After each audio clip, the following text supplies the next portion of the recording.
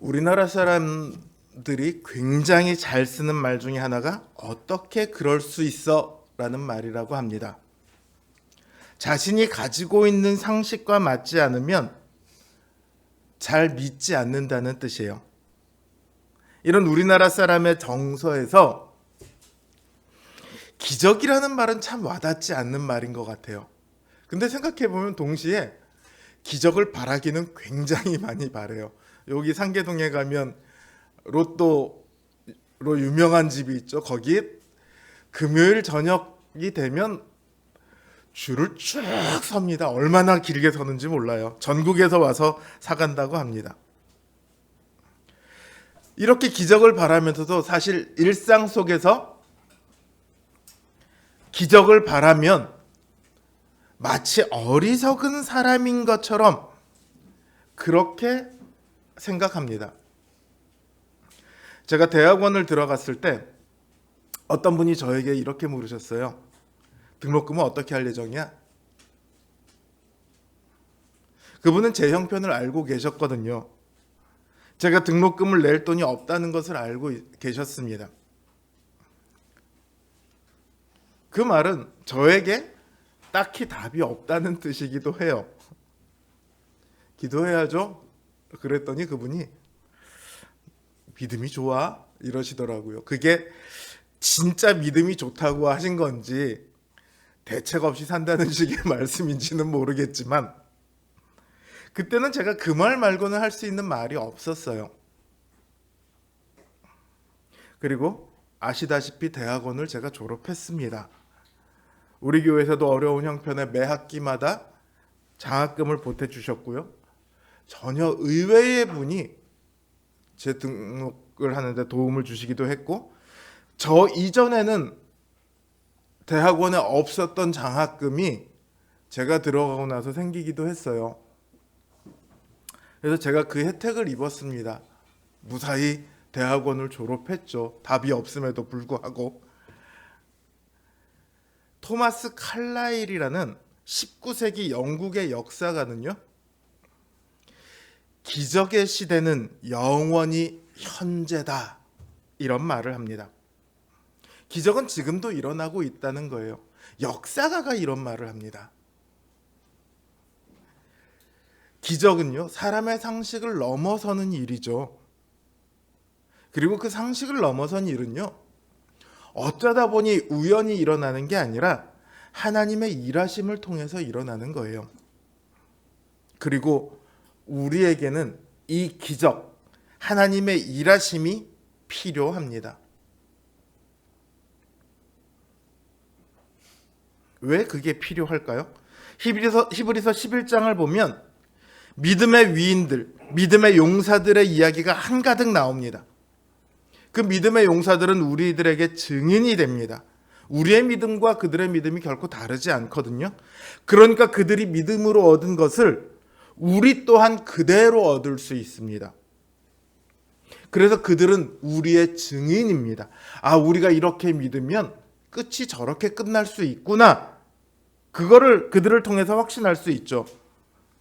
근데 이러한 증인들을 통해서 하나님께서 우리에게 말씀하시고자 하는 것은 뭐냐면요, 모든 무거운 것과 얽매이기 쉬운 죄를 벗어버리고 인내로서 우리 앞에 당한 경주를 하라는 거예요. 여기 경주라는 단어는요, 하면 제일 먼저 떠오르는 게 뭐예요? 그리스 경주하면 마라톤이 가장 먼저 생각나죠. 근데 사실 여기 단어는요, 그런 달리기 경주가 아니고요, 선수들끼리 맞붙어서 싸우는 격투기와 같은 경기를 말하는 거예요. 그 선수들이 1라운드, 2라운드 지금처럼 정해놓고 싸우는 게 아니라 그야말로 둘이 올라가서 지쳐서 죽을 때까지 싸우는 거예요. 누구 하나 이길 때까지 싸우는 거예요. 그러니까 그 과정에서 얼마나 지치고 또 맞았으니까 고통스럽고 힘들잖아요.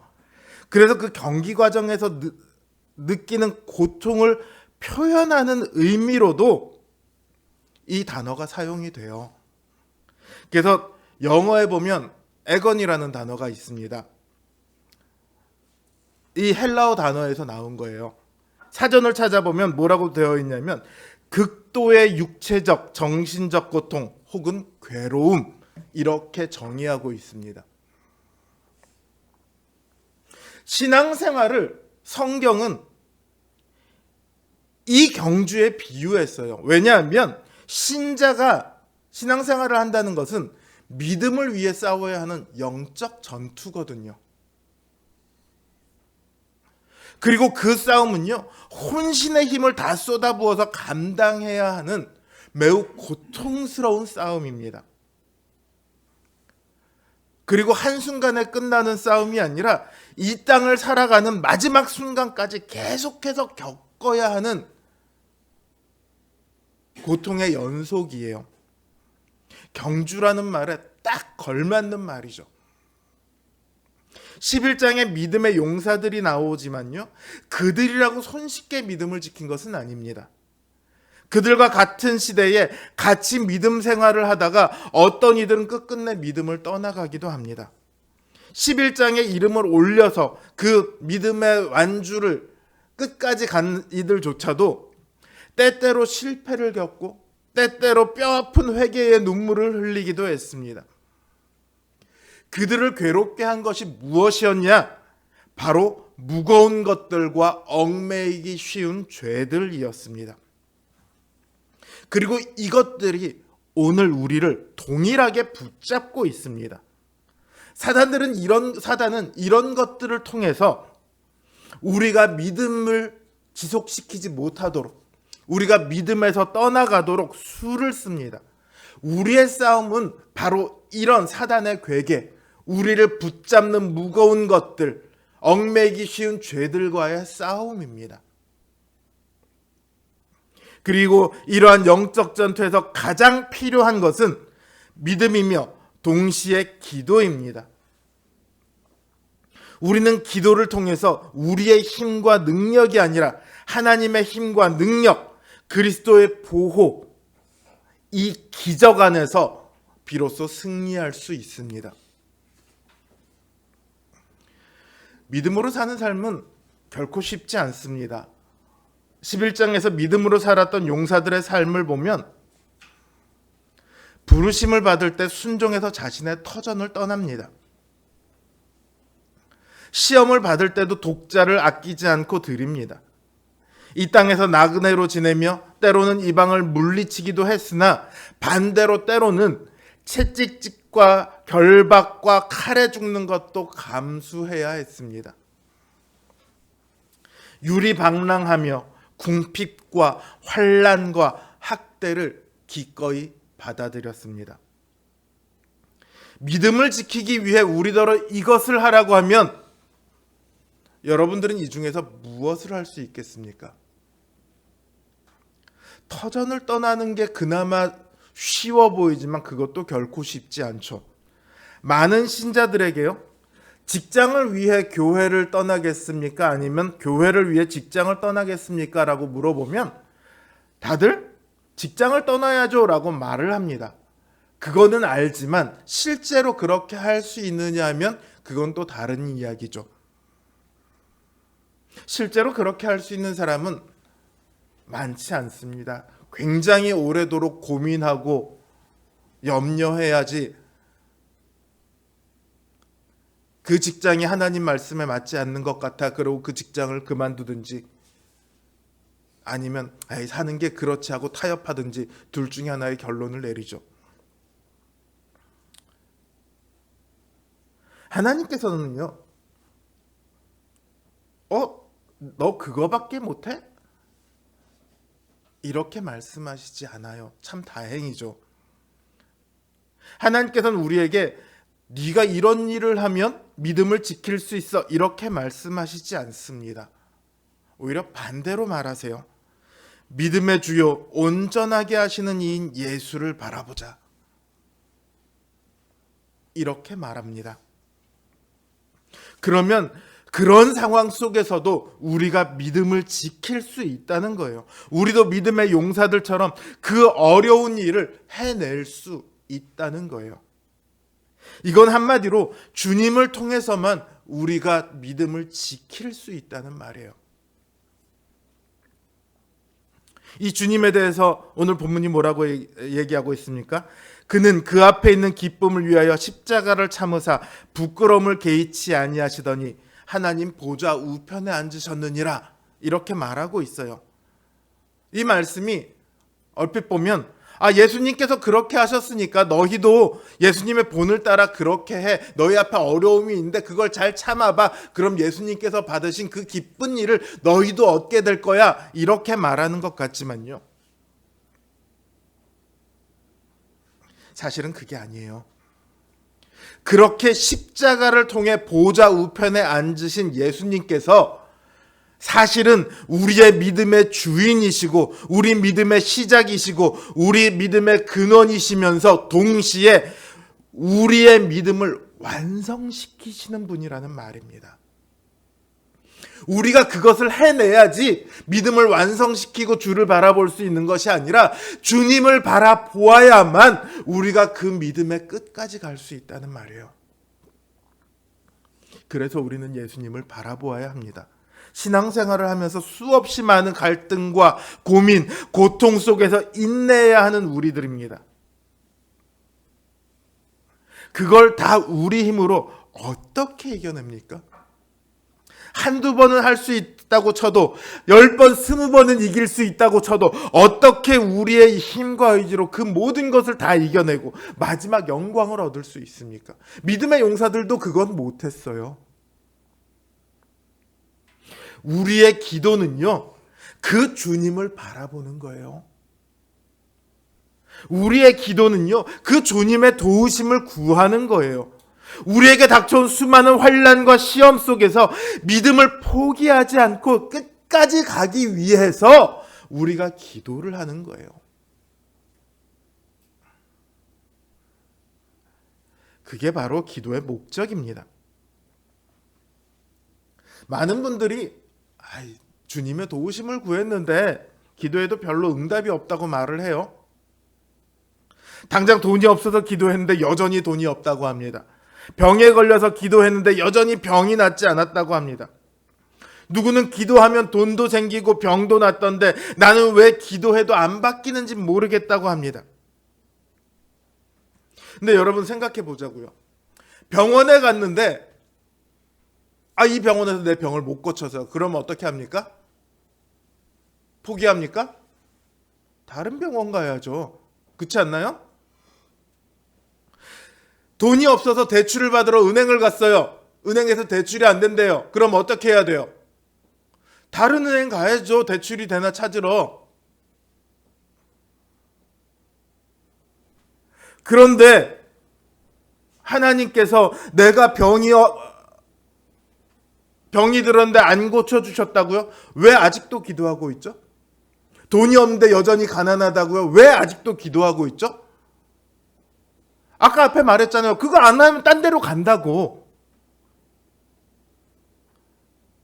돈이 없어서 당장 죽을 것 같은데 기도해도 응답도 없는데 왜 아직도 기도하고 있죠? 병도 낫게 하시지 않는데 왜 아직도 기도하고 있냐고요. 사실은 이게 바로 기도의 능력입니다. 기도의 목적이 뭐라고 했죠? 우리를 이 땅에서 잘 먹고 잘 살게 하는 게 기도의 목적이 아니라고요. 믿음을 지키게 하는 게 기도의 목적이에요. 그러니까 기도의 능력은 어디에 나타나냐면 그 죽을 것 같은 상황에서 그 병에 걸려도 병도 고쳐지지 않고 있는 상황에서 여전히 하나님을 붙들고 있게 하는 것, 여기에 기도의 능력이 있다고요. 기도를 통해서 주님을 바라보게 만듭니다.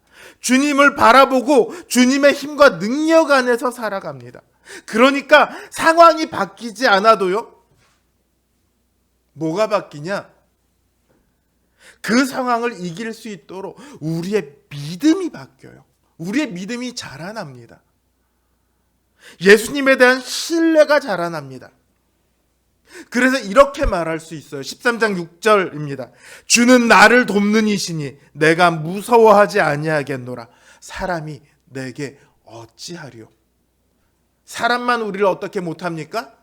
병도 우리를 어떻게 못합니다. 그 어떤 것도 하나님의 뜻을 떠나서 우리를 해할 수 있는 것이 없습니다. 그런데 이 말을 13장 6절을 보면 어떻게 한다고 말하냐면 담대히 말한다고 합니다. 기도를 하다 보면요, 상황은 여전히 그대로인데 더 이상 상황이 근심하지 않게 됩니다. 더 이상 두렵지 않게 돼요. 당장 지금 나에게 닥쳐온 일이 견디기 힘들어서 죽을 것만 같은데 기도하다 보면 이상하죠. 평안을 얻게 됩니다.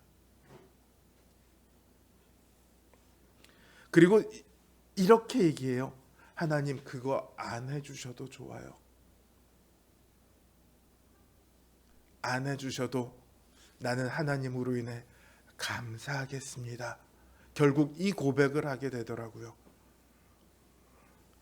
이걸 한마디로 이렇게 고백할 수 있을 겁니다. 나는 약하지만 내 주님으로 인해 나는 승리합니다. 이게 진짜 기도의 능력입니다. 병을 낫게 하는 거 좋죠. 은사도 있잖아요. 병 고치는 은사도 있잖아요.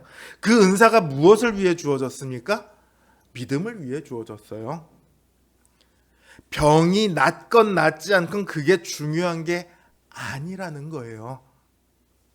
우리의 믿음이 강해져서 이 믿음의 싸움을 끝까지 할 수 있게 되는 거, 그게 중요한 거예요. 제가 참 작년에 경조사가 굉장히 많았습니다. 특히나 연말에 장례식을 갈 일이 굉장히 많았는데 장례식을 갈 때마다 제가 들어가면서 가장 먼저 하는 기도가 있습니다.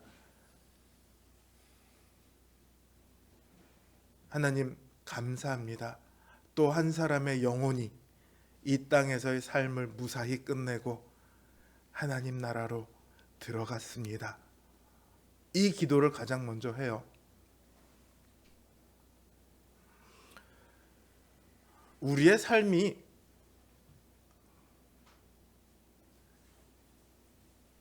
우리의 생각, 우리의 뜻, 여기에 초점이 있는 게 아니라 성경은 우리의 삶의 초점이 믿음을 끝내고 마침내 그 믿음을 완성해서 영원한 하나님 나라에 들어가는 것, 여기에 초점이 있다는 것을 우리는 알아야 합니다. 그래야 기도의 함정에 빠지지 않을 수 있습니다. 많은 사람들의 기도를 들어보면요, 믿음의 싸움을 끝까지 해달라고 하는 기도보다 오히려 우리를 무겁게 하는 것들을 달라는 기도를 많이 합니다. 어떤 경우는 더 심하게 죄에 해당하는 것들을 해달라는 기도도 합니다.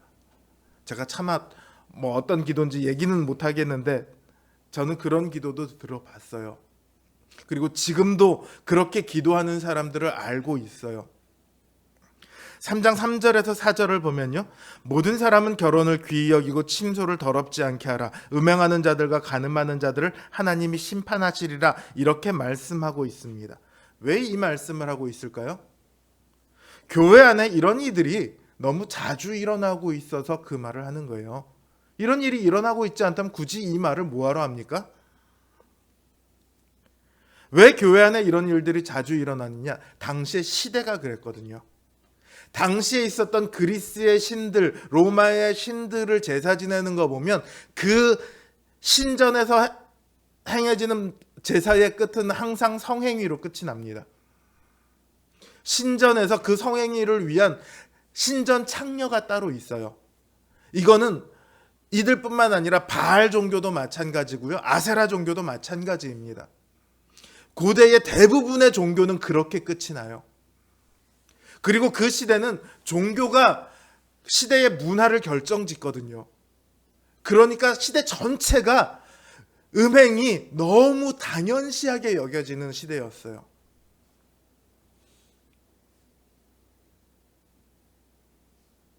그러니까 신자들도 이런 일들에 대해서 별 고민 없이 따라서 행했습니다.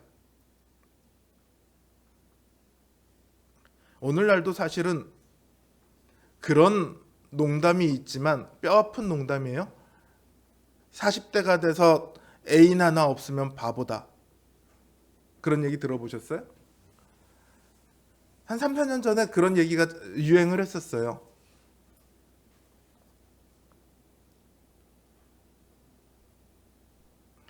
오늘 우리 중에 음행하게 해달라, 간음하게 해달라 이런 기도하는 정신 나가는 사람은 없겠죠.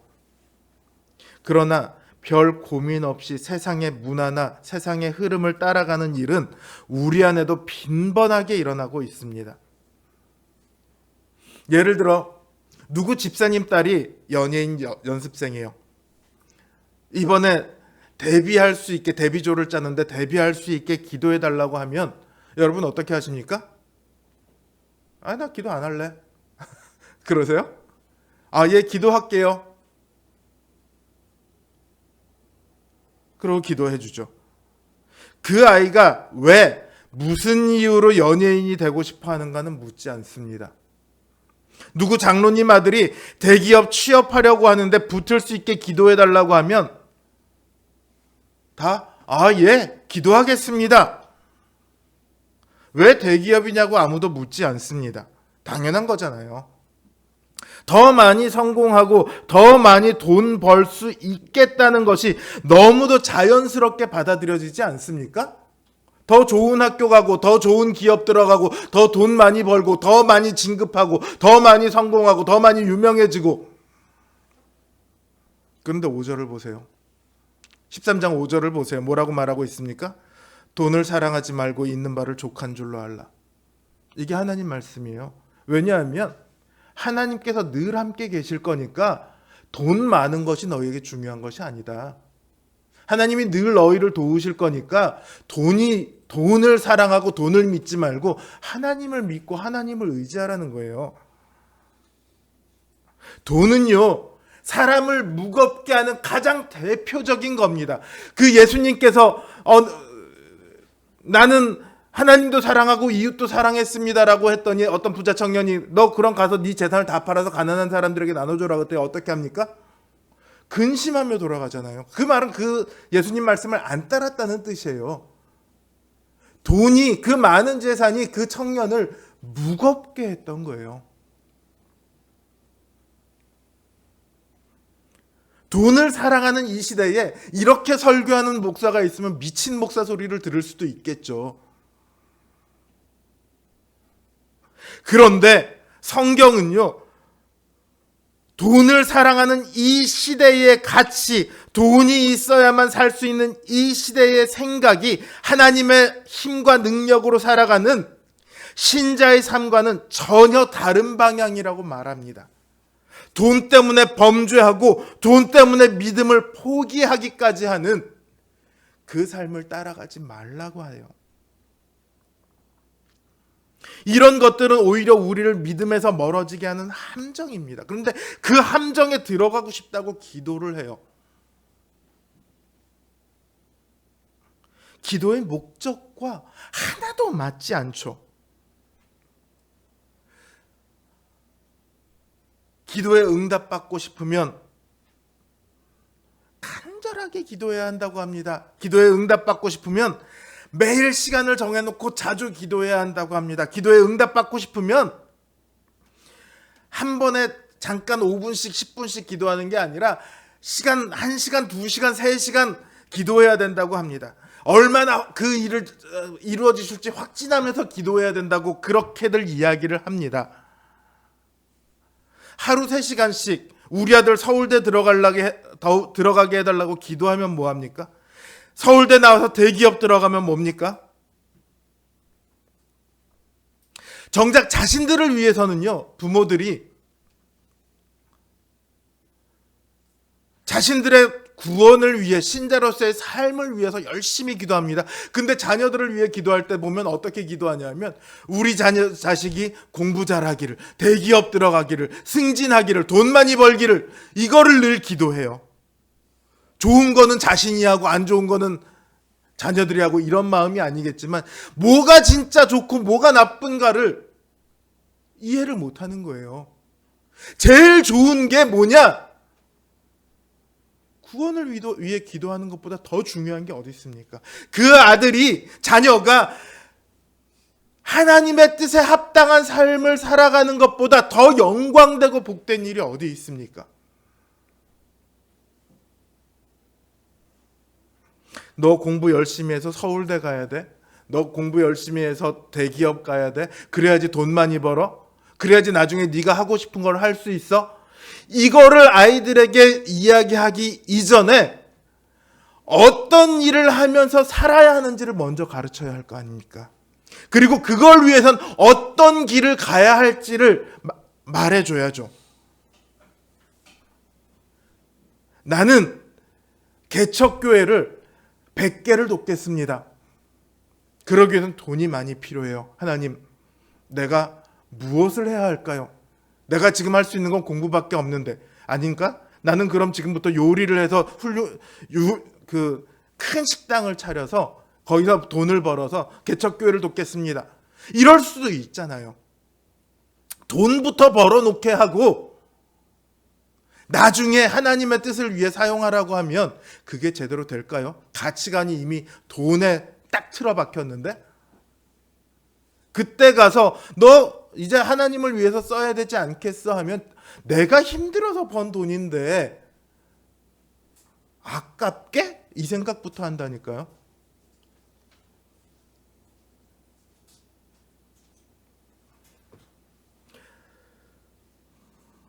7절을 보세요. 하나님의 말씀을 너희에게 일러주고 너희에게 인도하던 자들을 생각하며 그들의 행실의 결말을 주의하여 보고 그들의 믿음을 본받으라, 이렇게 말하고 있잖아요. 최고의 기도는요, 믿음 안에서 살아가는 그 자체입니다. 믿음 안에서 살아가는 사람들이 믿음을 지키기 위해 기도할 때요, 그 기도가 5분짜리고 10분짜리고 15분짜리고 그거랑 아무 상관없이 하나님은 그 기도에 응답하십니다.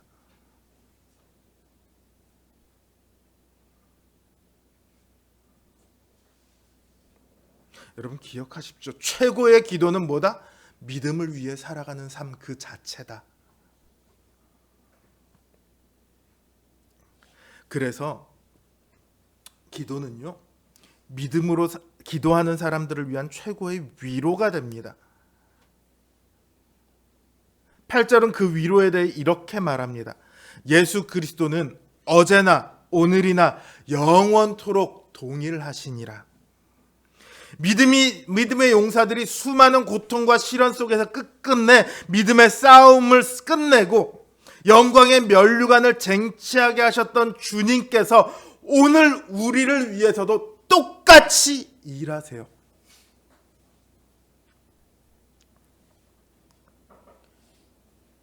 우리가 기도하면 우리는 그 끝에 반드시 도달할 수 있습니다. 믿음으로 걸어가면, 믿음으로 기도하면 그 영광은 성경에 있는 것이 아니라 우리의 삶 가운데 주어지는 것이 됩니다. 믿음의 기도는요, 그래서 우리 삶에 평안을 줍니다. 우리가 끝내 얻고자 하는 그 영원한 안식을 이 땅에서 누리며 살아가게 해요. 여러분, 천국 좋죠. 천국 가면 뭐가 좋죠? 늘 즐겁고 먹을 것도 풍성하고 마실 것도 있고 애써 수고하지 않아도 되고 좋은 게 다 있어요. 근데 왜 거기는 그렇게 좋은 게 다 있죠? 천국이란 곳이 특별해서 그렇습니까? 아니면 그곳에 있는 사람들이 특별해서 그렇습니까? 그게 아니라 하나님께서 그들과 함께 하시며 그들에게 모든 가장 좋은 것들을 주시기 때문에 천국이, 그래서 천국인 거죠. 하나님이 안 주시면 천국에 가 있어도 하나님이 안 주시면 그게 무슨 천국이겠어요. 그 하나님께서, 그 가장 좋은 것들을 주시는, 예비해 놓으신 하나님께서 이 땅에서도 우리와 함께 하십니다. 우리를 위해 일하세요. 모진 풍파가 닥쳐올지라도 두려워하지 않을 수 있는 이유는요, 주님의 팔이 우리를 지키기 때문이에요. 기도는요, 없는 것을 달라고 하는 게 아니에요. 하나님, 나 지금 집이 없는데 집 좀 주세요. 하나님 필요하시면 주시겠죠. 기도는요, 나한테 없는 것을 얻어내는 게 기도가 아니고요, 이미 우리를 위해 일하고 계시는, 우리와 함께 하시는 그 주님을 확인하는 게 바로 기도입니다.